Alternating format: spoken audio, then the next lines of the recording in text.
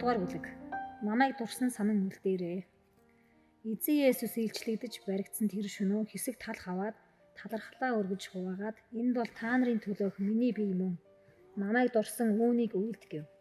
Тэрчлэн зоогийн дараа мөн аяг авч энэ бол миний цусаар тогтоогдох шинэ гэрээ мөн. Үүнээс та нар уух болгондоо намайг дурсан үүнийг үйлд гэсэн юм. Учир нь энэ талхыг идэж энэ аягнаас уух бүрдээ та нар түүнийг ирэх хүртэл эзний үхлийг тунхагладаг хэмээсэн билээ. Христ хоёр эдийн засаг, хоёр их баярын шилжилтийн зааг дээр зогсож байлаа. Гин зэмгүй тахилын хураг маань түүний үхлийг зөвнсөн 4000 жилийн туршийн ёс заншлын тогтолцоог эцэс болгохын тулд өөрийгөө золиослон өргөлийн тахил болохоор ирсэн байлаа.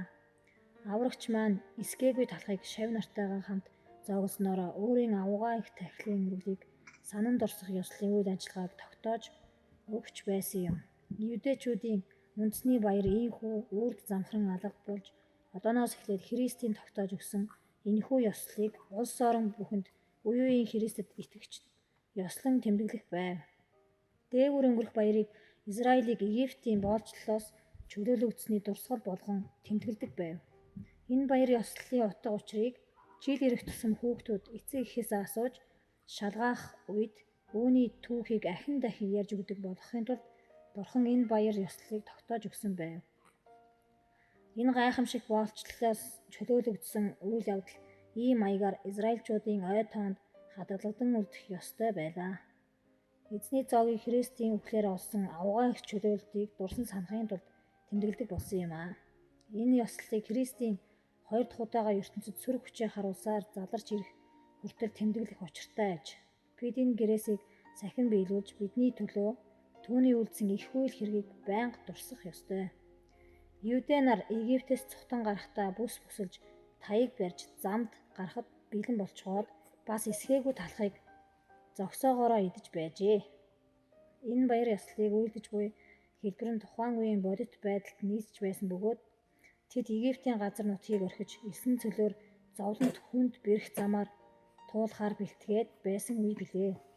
Гэхдээ Христийн үед нөхцөл байдал өөрчлөгдсөн юм. Одоо өөрсдийнхөө уугуул газар шорон дээрээ аж төрж байгаа боловч юудэчүүд өөр төрлийн газар нутгаас гарч явах шаардлагатай болсон байлаа. Тэдэнд амар тайван амьдралыг бэлгэлсэн учраас хүмүүс сүүчийн зоогт оролцохдоо хажуудан хөвтгээд зоогноос хүртдэг байв. Ширээний хажууд хөвтөх газар зассан байх бөгөөд зочид зүүн талаараа хажуудан хөвтөж зүүн гараараа газар тохиолдог баруун гараараа идэх юм авч иддэг заншилтай болсон байжээ.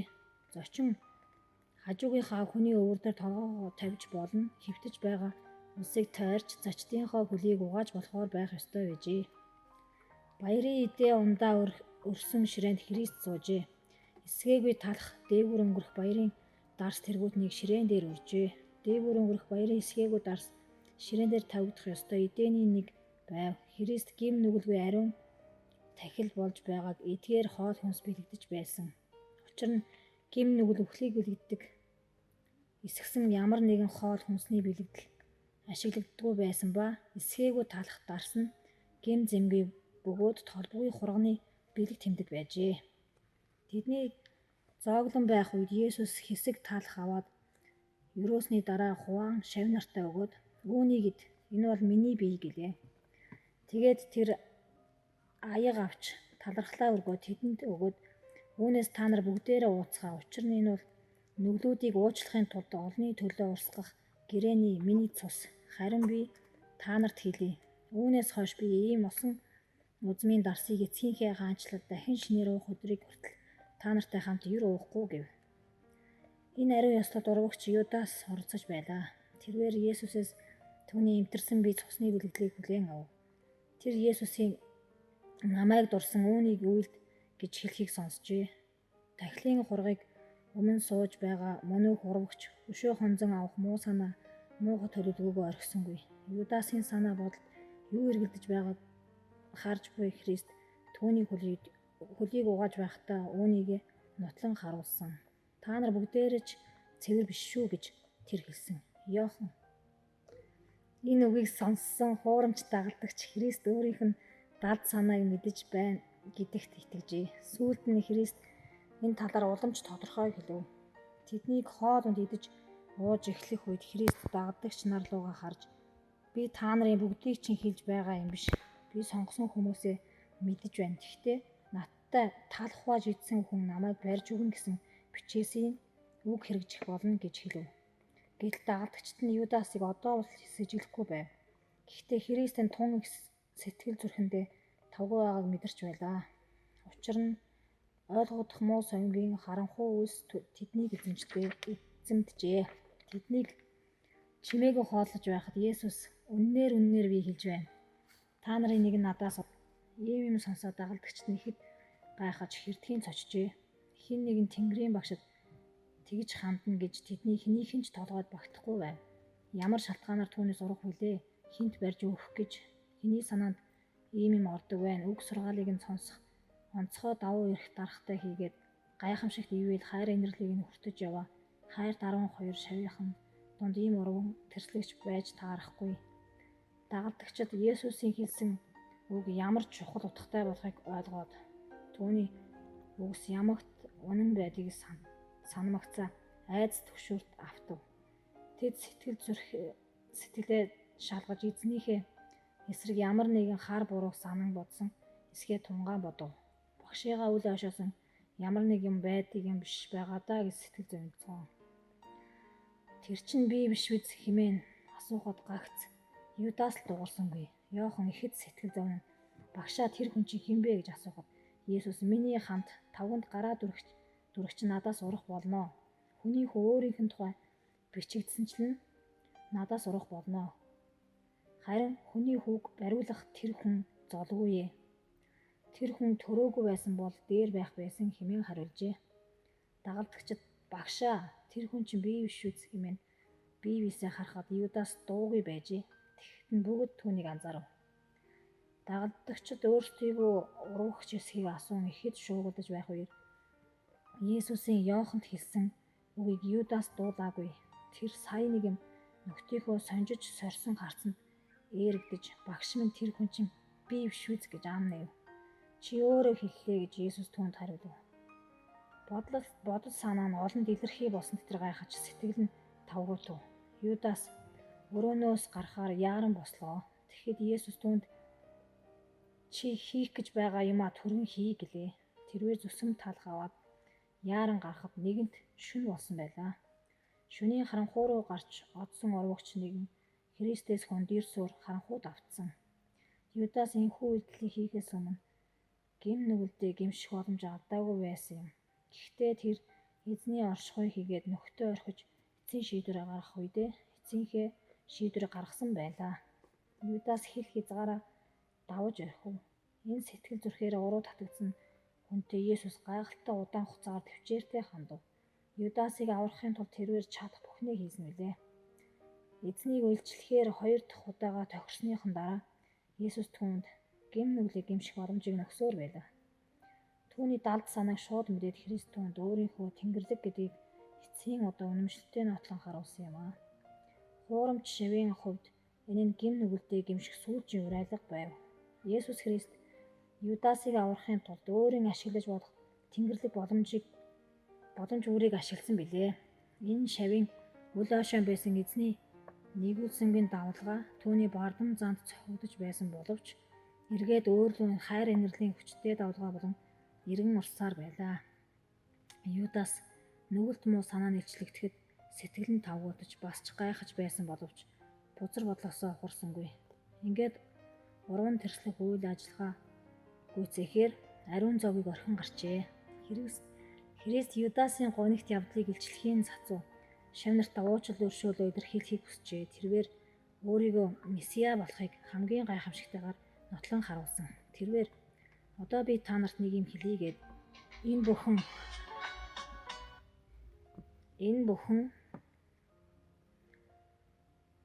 энэ бүхэн биелэх үед та нар бол би байдаг гэдэгт итгэх болно гэв. Ирээдүйд түүнд юу болох гэж байгааг мэдэхгүй байгаа харсаар байтлаа Есүс юу ч дуурахгүй байсан бол түүний үхлийг үзэхээр улайрсан олны гарт онцлогдох үед дагалдагчид нь багш маань Тэнгэрлэг сүр хүч алсыг харах чадваргүй юм байна гэж бодох байлаа. Үүнээс 1 жилийн өмнө Есүс тэрээр 12 дагалдагчаа сонгосон ба тэдний нэг нь буг чөтгөр юм гэж шав нартай хэлж байжээ.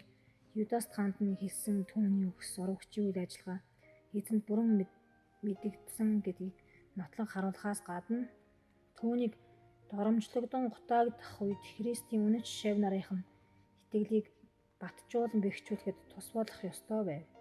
Ингээд Юдаст тохиолдох аимшиг үр дагаврыг хараад Есүсийн урвагчид айлдаж байсныг тэд санах ёстой байлаа. Аврагч өөр бас нэг зорилготой байжээ.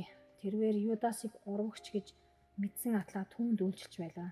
Та нар бүгд цэвэр биш гэж Есүс хөлийг нь угааж байхдаа хэлсний учрыг шав нар нь тэр үед ойлгохгүй байжээ. Бас ширээнд сууж хооллож байхдаа миний талхыг идэх чинь миний эсрэг өсхийгөө өргөв гэж хэлснийх нь учрыг дагалдагчид нь ойлгоогүй юмсанч.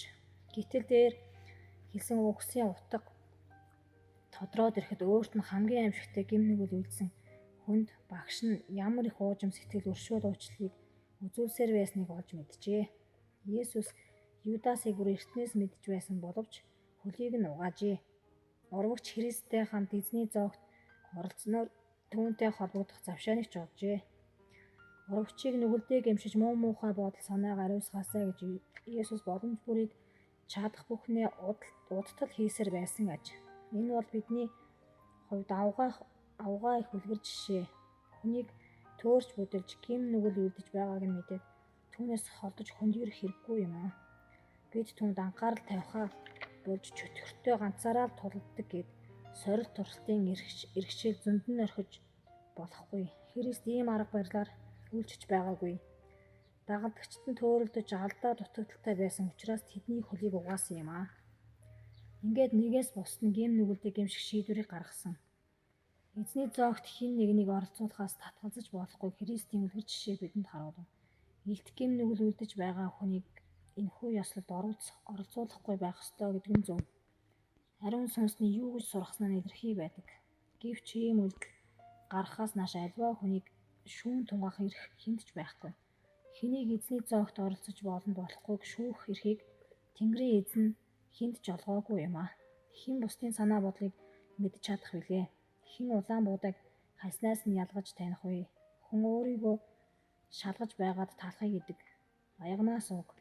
Хэн нэгэн хүн зохисгүйгээр эзний талахыг идэж аягнаас уух аваас эзний бие ба цусны буруутан болно. Учир нь идэж буй хүн хэрв биеийг зөв шүүлгүй идэж уувал өөртөө шийтгэл авчирна. Эдгээр ариун ёслолыг үлдэхээр итгэгч ахын дүүс нар цугларахад тэдний цуглаанд хүний нүдэнд үл өртөх тэнгэрлэгчүүд ирсэн байдаг. Итгэгчдийн донд Юдас болон харанхуй захирагчийн элч нар байж мэднэ. Яагаад гэвэл тэд ариун сүнснээс нүүр буруулагч хэн бүхнийг ч дагалдан явж байдаг. Гэхдээ тэнд бас тэнгэр элчүүд оршиж байдаг. Үл үзэгдэгч зочдын ингэж далдуур оролцохгүй үйл явдал гэж нэг ч үгүй. Итгэгчдийн дунд үнэн хийгээд ариун байдлыг сэтгэл зүрхээрээ хүлээн аваагүй боловч итгэгчдийн үйл ажиллагаанд оролцох хүсэлтэй хүмүүс байдаг. Тэдний хориглож болохгүй Есүсийг шав нарынхаа түүний дотор Юдасын хөлийг угааж байхад гэрчүүд хүрлцэн ирсэн байсан билээ. Тэрхүү үйл явдлыг хүмүүсээс өөр гэрчүүд ажиглаж байв. Христч өөрийн тогтоож өгсөн ёслолоо хэрэгжих бүрт өөрийн тамгаар баталгаажуулахын тулд ариун сүнсээр удирдуулан хүрлцэн ирсэн байдаг. Тэрээр хүмүүсийн зүрх сэтгэлийг ятгаж зөөлрүүлэхээр оршин байдаг. Түүний анхаарлаас нэг ч хүний харц бултаж чаддаггүй юм. Есүс хүмүүсийг гэм нүгэлдээ гэмшиж сэтгэл зүрхээ номготохыг хүлээж байдаг. Ийм хүнийг хүлээн авахд бүх бэлтгэл хангагдсан байх болно. Юдасын хөлийг угаасан тэрээр хүн бүгдийн зүрх сэтгэлийн гмийн нүглийг бузархаар толгоноос салгаж ариусгахыг туйлаас их хүсч байдаг. Эзний зоогт хэн нэгэн зохисгүй хүн оролцож байгаа гэдэг шалтгаанаар хэн ч энэхүү ёслолд оролцохоос татгалзаж болохгүй. Есүсийн бүх шав нар ёслолд ил тод оролцох учиртай. Ингэснээрээ тэд Христийг хамгийн дотны аврагчаа хэмээн үздгээ нотлон харуулах юм аа. Есүс Христ өөрийнхөө тогтоож бий болгосон энэ ёслолоороо дамжуулан ард түмэнтэйгээ уулзаж тэдний сэтгэлийг оршихуйгаараа сэргээж хүчрхэгжүүлдэг. Гэхдээ тэнд зохисгүй зүрх сэтгэл бузар гартай хүмүүс ёслолыг үлдэж байж болох ч гэсэн Христ хүүхдүүдэд үйлчлэхийн тулд тэнд ирсэн байдаг. Түүн дээр итгэл бишрэлтэй ирж зөвхөн түүнд анхаарлаа хандуулсан хүмүүс асар их ивэлийг хүртдэг. Бурхны гайхамшигтай ивэл давуу талыг үл тоомсордогч их зүйлийг алдаж буй хэрэг. Тэдний талаар та нар бүгдээрээ ариун биш гэж хэлж болно. Христ шав нартайгаа талах идэж дарс хүртэж байхдаа тэднийг гэм нүглээс аврагч болохоо батлан харуулсан юм аа. Тэрээр тэдэнтэй шинэ гэрээ байгуулж түүнийхээ дагуу Христийг хүлээн зөвшөөрч буй бүх хүнд Бурхны хүүхдүүд буюу Христтэй хамт түүний үгийг заламжлагчд болдог ажээ. Энэ болоод ирээдүйн амьдралд нь Тэнгэрээс бууж ирэх бүх ивэлүүдийг тэд энэхүү гэрээний дагуу өвлөн авсан билээ. Энэ гэрээ Христийн цусаар баталгаажуулагдсан аж. Гим нүгэлд автагдаж доройтсон бүх хүн төрлөختний төлөө өргөсөн хэмжээлж буй үнэтэй тахилын золиосыг хүн тус бүрийн төлөө өргөсөн гэдгийг дагалдагч нарт сануулахын тулд эзний зоогийн ёслолыг гүйцэтгэсэн билээ. Гэхдээ зоогийг уйтгарлаж гониглохын тулд тогтоож өгсөн юм биш.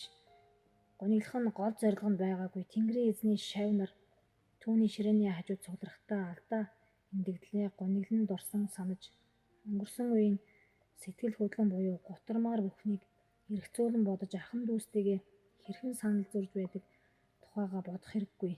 Энэ бүхэнд зориулсан бэлтгэл ажил гэж байдаг. Өөрийгөө шинжих, гим нүгэлдээ гимших, үзэл бодлын ялгаагаа арилгах гэх мэтийн үйл ажиллагаа хийгдэж дууссан.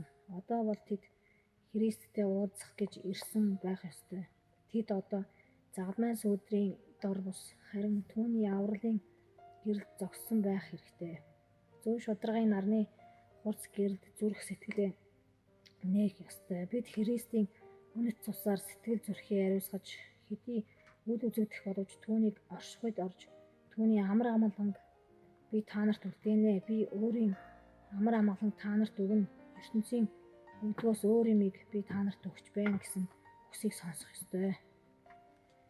Чин сэтгэл чинь чамайг гим нүгэлтэй болохыг мэдүүлж өгч байгаа боловч би чиний төлөө миний амиа өгсөн гэдгийг сана гэж эзэн хэлж байна. Чамайг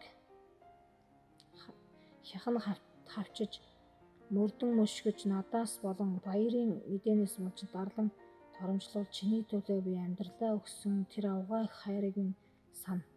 Өөрөгч нь ихээхэн хүнд санагдаж ачаа дарамтаа даахад бэрх болвол чиний төлөө би загалмай өөрч явсныг сана.